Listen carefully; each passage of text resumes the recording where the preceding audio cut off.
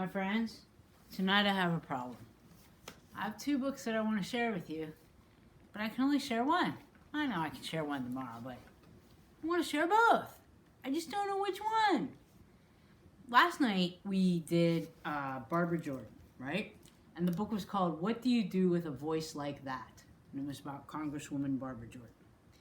So that made me think maybe we should do a voice named Aretha, about another great voice, but about using your voice in a different kind of way. Aretha Franklin, she was an amazing singer. But then, oh, never mind. I know what I'm gonna do. Because one of my first reports when I was a kid was on George Washington Carver. That's what the other book's about. But Miss Jill, who also works here and is working tomorrow, he's one of her favorite people too. So I will save George Washington Carver for tomorrow when Miss Jill and I are both here. Maybe we'll do it together. So we will do A Voice Named Aretha by Catherine Russell Brown, illustrated by Laura Freeman. Now, if you've never heard Miss Aretha sing, you need to be following the links that I have that I'll put up for this one, because my goodness, talk about a voice. What do you do with a voice like that? Well, this is what she did with her voice. We all have voices. We can all use them for beautiful things. I know, I've heard your voices. You're beautiful in voice as well. Hello, my name is Miss Sang. I'm from the library. Little people, big dreams, little people. A voice named Aretha.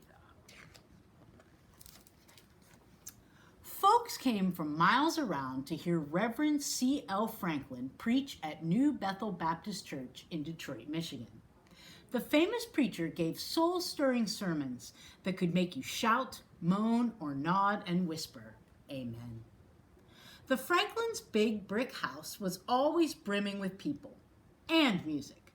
Everybody who was anybody in music and civil rights visited the Franklin home. Ella Fitzgerald, we read about her. Duke Ellington, I don't know if we did Duke Ellington or not. Dinah Washington, love her, amazing voice. Nat King Cole, Dr. Martin Luther King Jr., we did him, was also a close friend and a regular guest.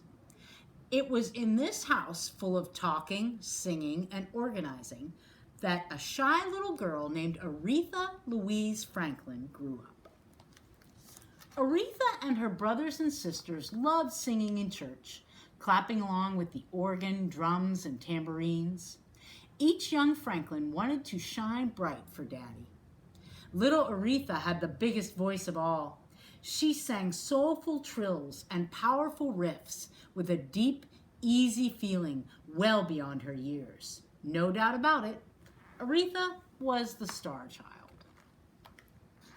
When Mother Barbara and Daddy Franklin's marriage ended, Mother moved back to Buffalo, New York.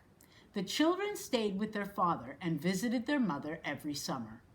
Quiet Aretha missed her mother dearly, but she enjoyed watching her care for patients at the hospital where she worked. She cherished the nurse's kit Mother gave her. In 1952, though, right before Aretha was 10, something very sad happened. Her mother passed away. Part of Aretha's heart died right along with Mother Barbara. A few months later, Aretha practiced to sing her first church solo. The week before her performance, she was a bundle of nerves and tears. When the day came, she stood on a chair and belted out, Jesus, be a fence around me. More than 1,000 people heard Aretha sing that beautiful, uplifting song. At only 10 years old, she figured out a way to draw strength from her sadness. Music was Aretha's calling. Singing it and playing it, she spent hours listening to rhythm and blues, gospel and jazz records, letting the words and melodies take her imagination to exciting new places. With her uncanny ear for music, when Aretha heard someone sing a tune or play a song on the piano, she could sing it or play it right back, just like that. 12-year-old Aretha joined the Gospel Caravan, Daddy Franklin's traveling ministry. Church folks from California to North Carolina marveled at the young girl with the voice of an old soul. Just like her daddy's preaching, Aretha's singing could move people to jump up and sway or hum along. By age 18, Aretha was ready to share her talent with the world. She moved to the Big Apple, New York City, where she and Daddy Franklin met with Phil Moore, a famous voice coach.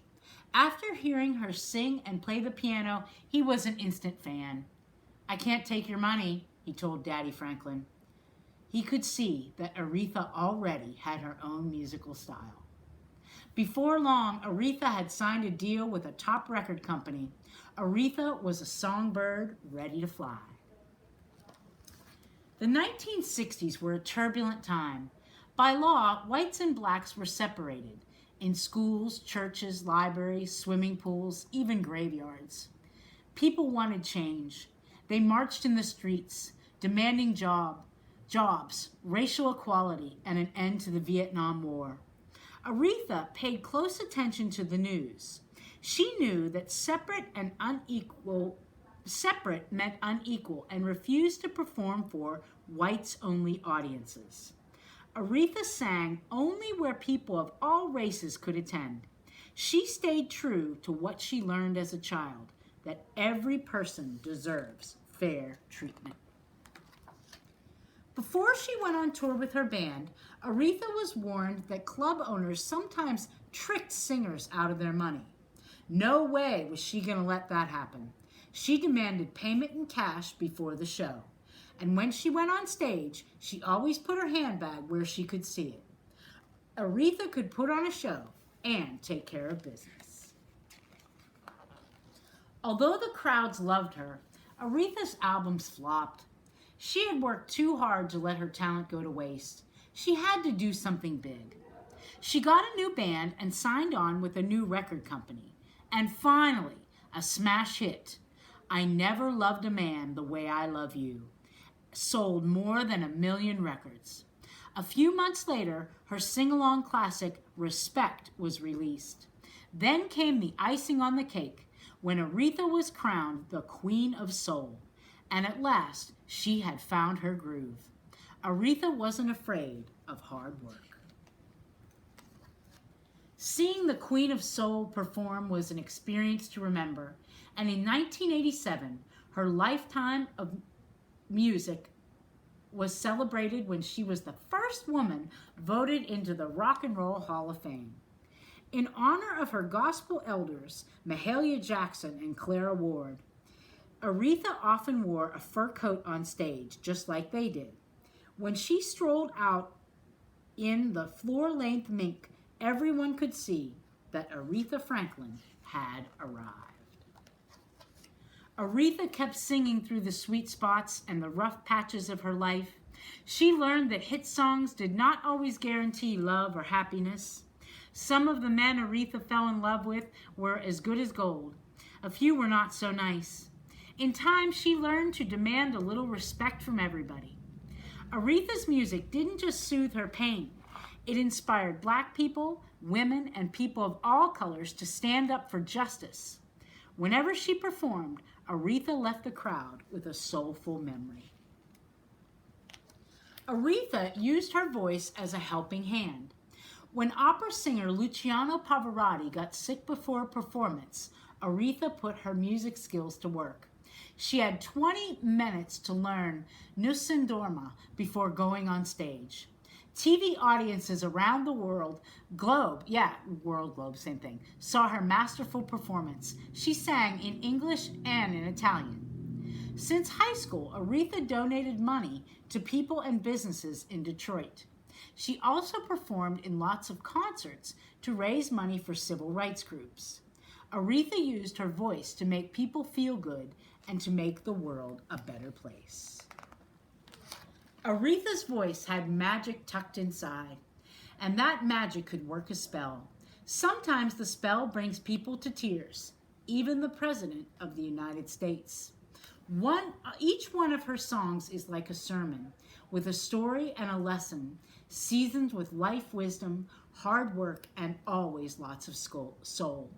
They remind us of the greatest joy or the deepest pain.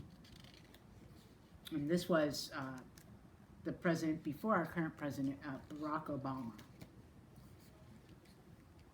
He was a wonderful president, in my opinion. The shy girl who sang with a broken heart set her sights high and became a confident singing powerhouse. Aretha believed in her gift and dared us to believe in it too. Her songs inspire us to think, love, and respect others and one another. When we hear her sing, we can thank our lucky stars that our ears cross paths with a voice named Aretha. And that is how one incredible woman used her voice, like Barbara Jordan used hers in a very different way. And I know, again, like I said yesterday, you will use your voice for good. I know you will, because you already do. I definitely, on the link that I put up there today, if you want to hear some of Aretha's music, like, you really should. Like she was fantastic. You know what I'm saying? I mean, we all know Judy Garland's my girl, but Aretha Franklin, right up there too. My friends, tomorrow when Miss Jill gets here, we will do George Washington Carver. Anyway, love him. Love him. Give your beautiful brain a kiss. Give your loving heart a kiss. Look in the mirror and say, hey, good looking, because you're all good looking just the way you are. And I wish you lots of R-E-S-P-C-T. Find out what it means to me. R-E-S-P-C-T. And I don't know what the next line is, but then it says something like, suck it to me, suck it to me. You know what? Let Aretha sing it for you. Love you guys.